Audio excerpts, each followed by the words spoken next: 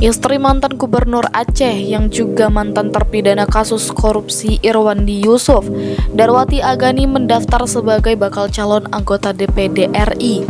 Saat ini masih anggota DPR Aceh. Selain itu, mantan Gubernur Aceh Abdullah Puteh juga mendaftar jadi bakal calon anggota DPD RI di pemilu 2024. Nama lain yang turut mendaftar yaitu Sudirman atau Haji Uma dan M. Fadli Rahmi. Informasi yang diterima dari Komisi Independen Pemilu atau KIP Aceh, sejauh ini telah ada 40 bakal calon anggota DPD RI yang sudah mendaftar.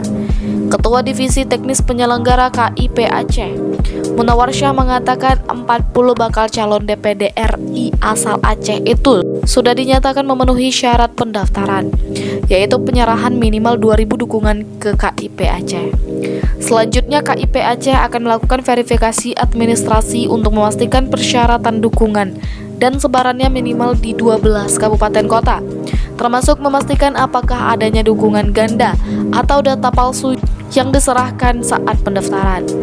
Hasil rekapitulasi verifikasi administrasi akan diumumkan pada 13 sampai 14 Januari di tingkat provinsi terkait apakah dukungan itu sudah memenuhi syarat atau belum memenuhi syarat.